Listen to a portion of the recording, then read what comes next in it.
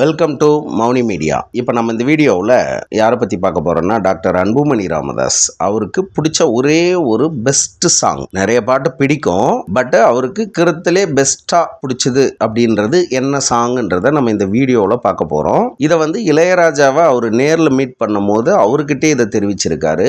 உங்களுடைய பாட்டு நிறைய பிடிக்கும், ஆனால் இந்த பாட்டு ரொம்ப ரொம்ப ஸ்பெஷலாக எனக்கு பிடிக்கும் அப்படின்னு சொல்லியிருக்காரு. அந்த ஒரு பாட்டு என்னன்றதை நம்ம இந்த வீடியோவோட கடைசியில் பார்க்கலாம். அதுக்கு முன்னாடி டாக்டர் அன்புமணி ராமதாஸை பற்றி சின்னதாக சில விஷயங்களை பார்த்துடலாம். இவர் முதல்ல 2004 2009 வரையும் ராஜ்யசபா எம்பியா தேர்ந்தெடுக்கப்பட்டு, அதாவது மக்கள் கிட்ட நின்று ஓட்டு வாங்கி எம்பி ஆகிறது இல்லைங்க.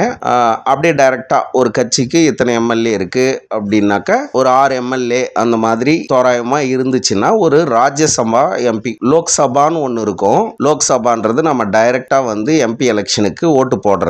ராஜ்யசபா அப்படின்றது ஒன்று இருக்கும். எம்எல்ஏவங்க அவங்கெல்லாம் ஓட்டு போட்டு தேர்ந்தெடுக்கக்கூடியது தான் ராஜ்யசபா சீட்டுன்னு சொல்லுவாங்க.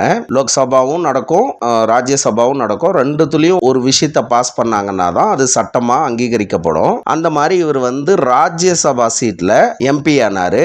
அவங்க அப்பாவுடைய கட்சி பாட்டாளி மக்கள் கட்சி காங்கிரஸ் கூட கூட்டணி வச்சிருந்தது.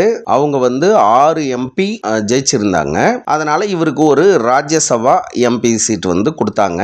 அந்த எம்பி சீட்ல நம்ம மினிஸ்டரா கூட ஆயிக்கலாம், பிரதமரா கூட ஆயிக்கலாம். அந்த மாதிரி இவங்க ராஜ்யசபா மூலமா எம்பி ஆனதுனால ஃபர்ஸ்ட் முறையே சுகாதாரத்துறை அமைச்சர் அந்த பதவி கொடுத்தாங்க.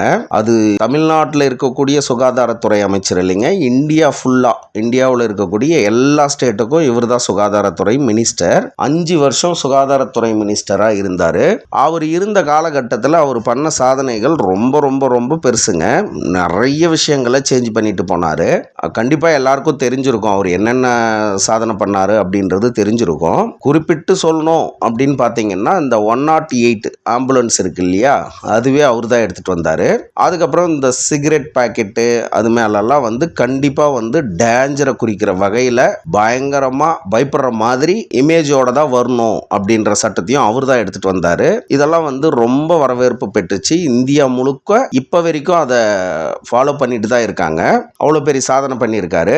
அதுக்கப்புறம் பார்த்தீங்கன்னா சரி, இவர் மக்களை சந்திக்கவே இல்லையா, மக்களோட ஓட்டை வாங்கி இவர் ஜெயிக்கவே இல்லையா அப்படின்னு பார்த்தீங்கன்னா அது இல்லை. இவர் மக்களை சந்திச்சாரு. தர்மபுரி எம்பி தொகுதியில் இவர் வேட்பாளராக நின்னாரு. 2014 2019 வரையும் எம்பியா இருந்தாரு.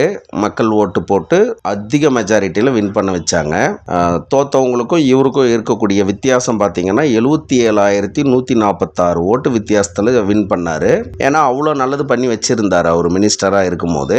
இவர் தமிழ்நாட்டுக்குன்னு பார்த்து பார்த்து பண்ணணும்னு பண்ணலைங்க, மொத்த இந்தியாவுக்கும் நான் நல்லா பண்ணுறேன் அப்படின்னு சொல்லி அவர் பயங்கரமாக பண்ணியிருந்தாரு.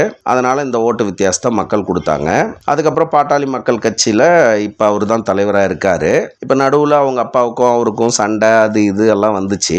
இப்போ டாக்டர் அன்புமணி ராமதாஸ்க்கு 57 வயசு ஆகுது. என்டிஏ கூட்டணியில் தேர்தலை சந்திக்க போறாங்க. இப்போ இது இவருடைய அரசியல் வாழ்க்கை. இவருக்கு 3 பெண் குழந்தைகள் இருக்காங்க. இவர் ரொம்ப நல்ல மனிதர். இவருக்கும் இவங்க அப்பாவுக்கெல்லாம் சண்டைலாம் வந்துச்சு. அப்போ கூட ஒன்றும் பெருசாக அதிகமாக எதுவுமே வாய்ஸ் கொடுக்காம கொஞ்சம் சைலண்ட் மோடில் தான் போனார். இவர் குடும்ப பிரச்சனை என்னத்துக்கு நம்ம வெளியில் அதிகமாக சொல்லணும் அப்படின்ட்டு எதுவுமே பேசாம தான் இருந்தார். இப்போ இவருக்கு பிடிச்ச பாட்டு என்னன்றதை நம்ம பார்த்துடலாம். அந்த பாட்டு இதய கோயில் அப்படின்ற ஒரு படம். அதில் மோகன் ஹீரோவா நடிச்சிருப்பாரு. மோகனுக்கு ஜோடியா ராதா நடிச்சிருப்பாங்க.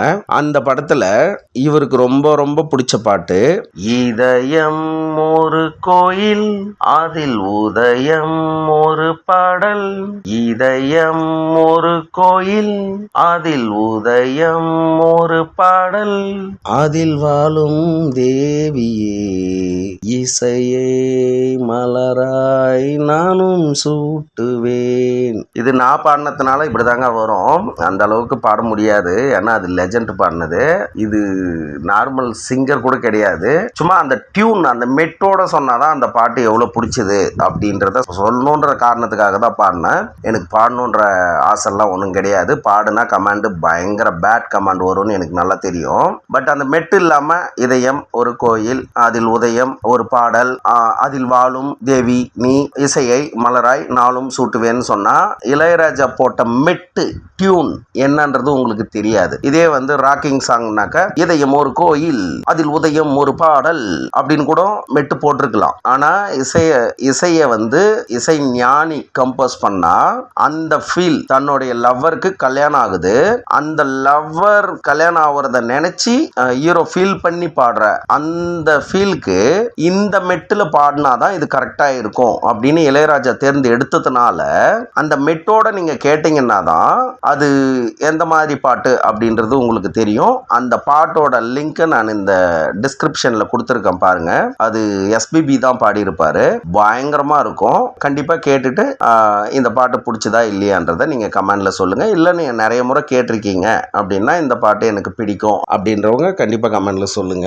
அதுவும் தெரிஞ்சுக்கணும். இந்த பாட்டை பிடிக்காதவங்க எத்தனை பேர் இருக்காங்கன்றதையும் நான் தெரிஞ்சுக்கணும். அதே மாதிரி இவருக்கு வந்து இப்போ லேட்டஸ்ட்டாக வரக்கூடிய சாங்ஸ் பெரும்பாலும் பிடிச்சதா இருக்காது.